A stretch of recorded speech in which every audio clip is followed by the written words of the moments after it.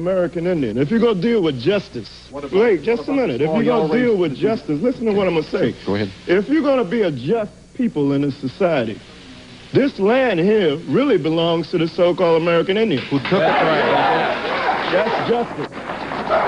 Okay? Now, if you're going to talk about Christ, you got to go back to the law of justice. The Bible says if you move another man's plot, move his insignia from his plot of land, that is wrong, and you have to pay for that.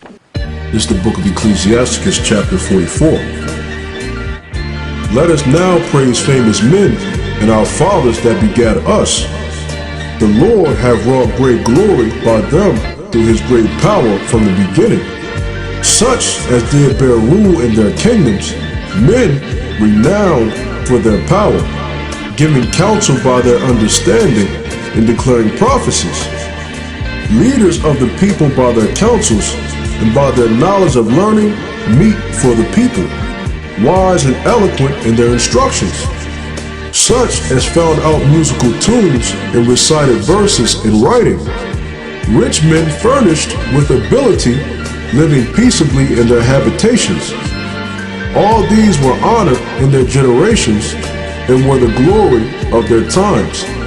There be of them that have left a name behind them, that their praises might be reported. And some there be which have no memorial, who are perished, as though they had never been, and are become as though they had never been born, and their children after them. But these were merciful men, whose righteousness have not been forgotten.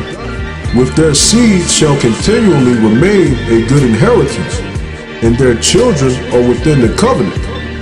Their seed standeth fast, and their children for their sakes. Their seed shall remain forever, and their glory shall not be blotted out. Their bodies are buried in peace, but their name liveth forevermore. The people will tell of their wisdom, and the congregation will shew forth their praise. Reuben is a Seminole Indian. Gad is a North American Indian. Asher is the Brazilian Indians. Naphtali is the Argentinian Indians. Issachar is the Mexican Indians. Those are the real tribes of Israel, according to the scriptures. Now, if the cameraman can come back to this, I'd like to focus on this. The real Jews are black, like this relief from the walls of the tombs of Egypt shows. See that? It clearly shows that they're black people. Now the caption under this says, brick making by the Jews in Egypt. Now this is in the back of a Bible. Through the Bible, they got pictures of Europeans, false pictures, like this picture here of Christ. That's a false image. Christ was not a so-called white man. Matter of fact, we're going to go and read some of the scriptures. All the children of Israel were so-called black people. Jeremiah 14:2 tell you that Judah was black unto the ground. I'm going to read that now. Jeremiah, the 14th chapter and the 2nd verse says this.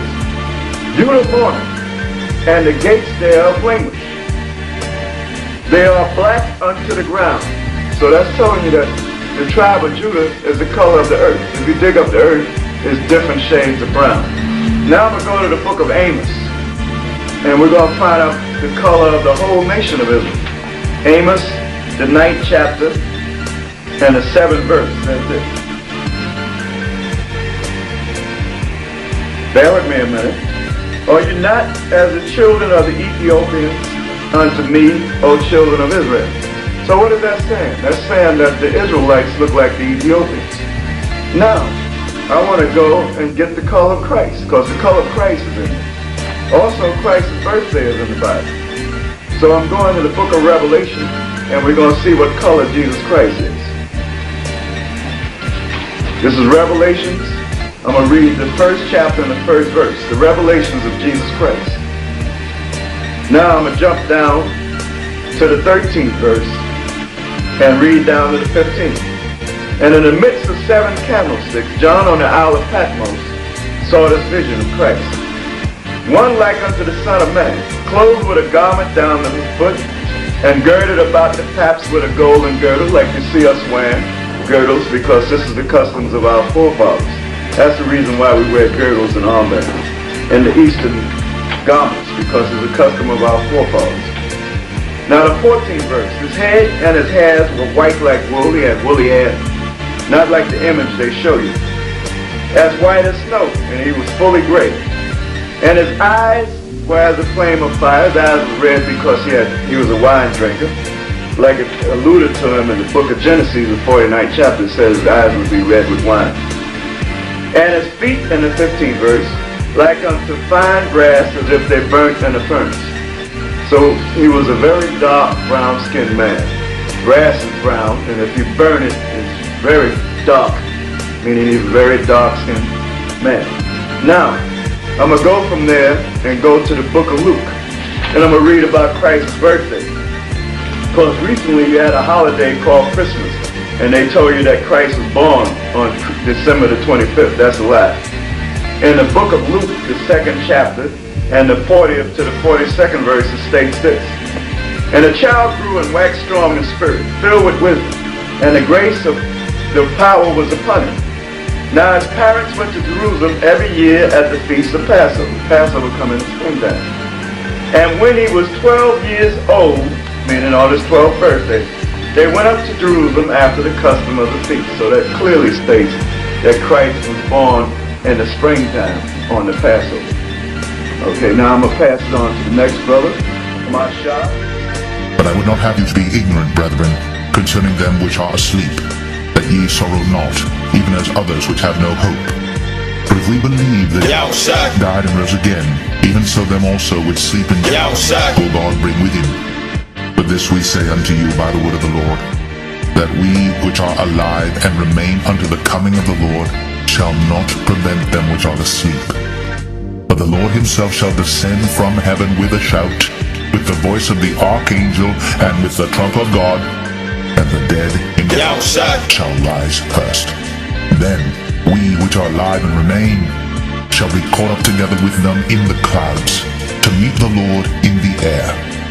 And so shall we ever be with the Lord. Wherefore, comfort one another with these words.